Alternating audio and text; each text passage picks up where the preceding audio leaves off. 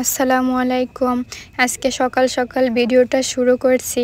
তো আজকে বাজার থেকে আমার শ্বশুর আব্বা মাছ নিয়ে আসছে অনেক রকমের। তো এখানে বড় ছোট শোল মাছ ছিল, আর ছিল সাথে কিছু সাগরের মাছ। তো সাগরের মাছ ছোট ছোট ছিল, অনেক রকমের মিক্স ছিল, কিন্তু এখানে ট্যাংরা মাছ ছিল। তারপরে এই যে লাল, এগুলোকে আমরা বলি বৈরাগী মাছ। তো অন্য দিক দিয়ে আমার শাশুড়ি মা ইলিশ মাছ বের করতেছিল। তো এখানে কিন্তু দুইটা বড় বড় ইলিশ মাছ আনছে, আর ইলিশ মাছ দুইটা টাটকা কিনা আমি দেখে নিতেছিলাম। তো ইলিশ মাছ দুইটা কিন্তু বেশ বড় ছিল, আর ইলিশ মাছের যে একটা ঘেরান স্মেল ওইটাও পাইতেছিলাম। তো এখানে আমার শাশুড়ি মা ছোট ছোট মাছগুলা কেটে বেছে নিতেছে, আর আমাকে বলতেছিল যে ইলিশ মাছ দুইটা তুমি কেটে বেছে দাও। তো আমার শাশুড়ি মা বড় মাছ একদমই কাটতে চায় না, কারণ উনি ভালো একটা পারে না। আর আমি কিন্তু বড় হোক ছোট মাছ সবই কাটাকাটি করতে পারি। তারপরে আমি ইলিশ মাছ দুইটা কাটতে বসে যাই। তো প্রথমে আমি আঁশ ফেলাই নিছি। আঁশ ফেলাই নেওয়ার পরে পাশে পাখনাগুলোও কেটে নিতেছিলাম। তো আমি কিন্তু খুব দ্রুত মাছ কাটতে পারি, আর আমার কাছে কাটাকুটি করতে কিন্তু ভালো লাগে। আমার পাশে আমার শাশুড়ি মা বসা ছিল, উনি বলে দিতেছিলেন কিভাবে কি কাটবো। তো আমি কিন্তু এখানে মাছটা একটু বেঁকা বেঁকা করে কাটবো, যাতে মাছের পিসগুলো একটু বড় বড় দেখা যায়।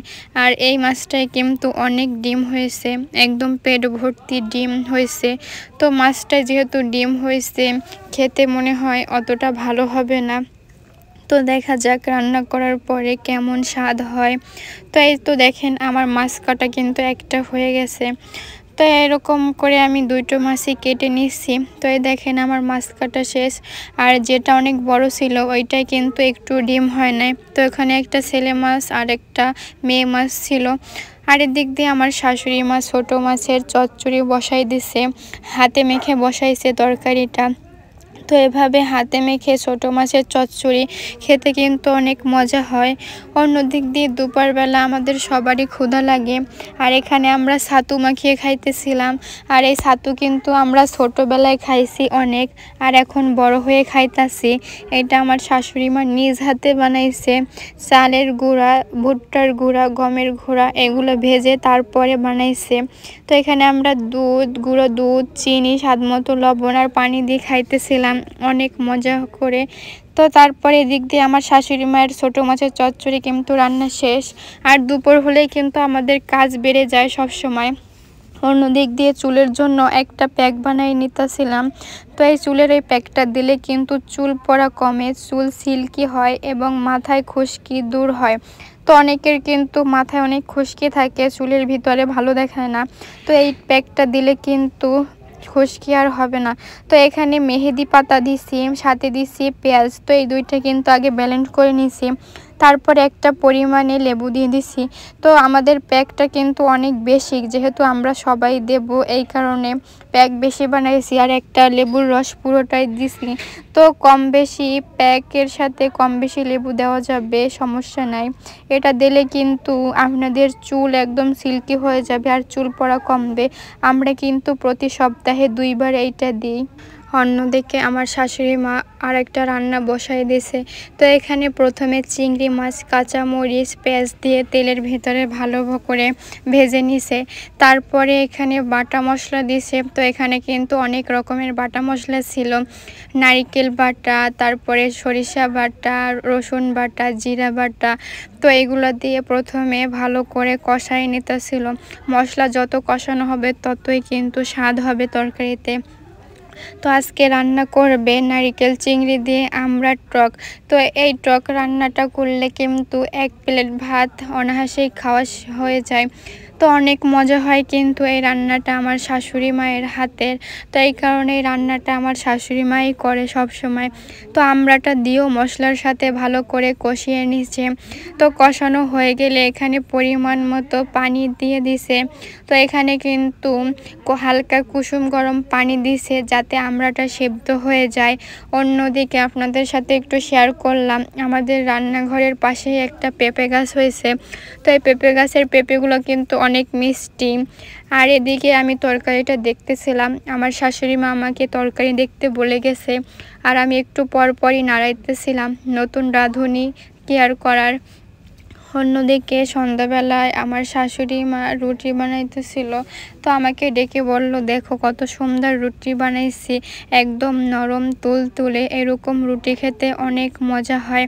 তো এই দেখেন আমার শাশুড়ি মা কত সুন্দরভাবে আটাগুলো মুথে নিয়ে রুটি বানাইতেছে। তো আটা কিন্তু ফুটান্ত গরম পানি আর লবণ দিয়ে মেখে নিছে। তো এভাবে করলে কিন্তু অনেক নরম হয় রুটিগুলা। আর দেখেন কত সুন্দরভাবে গোল গোল করে বেলে নিতেছে। ওনার হাতের রুটিগুলো কিন্তু অনেক সুন্দর হয়। অন্য দিক দিয়ে তো টক মিষ্টি বেল নিয়ে আসছে আমার জন্য। তো এই বেলটা অনেক মজা করে খাইলাম। আমি ওর কাছে জিজ্ঞেস করতেছিলাম যে বেলটা টক মিষ্টি হবে কিনা। ও বললো যে দুইটাই হবে, কিন্তু যে এত টক বেলটা, এবছরে প্রথমেই খাইলাম বেল। তো তারপরে আমার শাশুড়ি মা আমাকে পান নিয়ে যেতে বলে। তো ওনাকে আমি একটা পান বানাইয়ে নিয়ে যাইতেছিলাম ওনার জন্য। তো বাংলাদেশে আসার পরে এই প্রথমবার আমার শাশুড়ি মাকে পান বানিয়ে খাওয়াইতেছিলাম। তো এদিক দিয়ে আমার শাশুড়ি মা দেখেন কত সুন্দর ফুলকো ফুলকো রুটি ভাজতেছে। উনি একবার বেলতেছে আবার ভাজতেছে, একা হাতেই করতেছে, আমাকে করতে দেয় না অত বেশি কাজ, একাই একাই করে। তো আমাকে শুধু দেখাইতেছিল, দেখো কত সুন্দর ফুলকো ফুলকো রুটি হইতেছে, নরম। তো এই রুটিগুলা খেতে কিন্তু অনেক মজা হয়, আমরা সবাই মজা করে খাই রুটিগুলা। আর আমাদের বাড়িতে সবারই কিন্তু রুটি পছন্দ। তো প্রতিদিন আমার শাশুড়ি মা এভাবে রুটি বানাই আমাদের সবাইকে খাওয়ায়।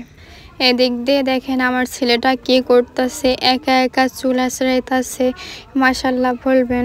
আর ওদিক দিয়ে ওর ভাইকেও চুল আঁচড়াই দিতেছে, সাথে কিন্তু ওর ফুপিরও চুল আঁচড়াই দিতেছে। দেখেন আমার ছেলেটা একবার যা দেখে তাই ও শিখে যায়।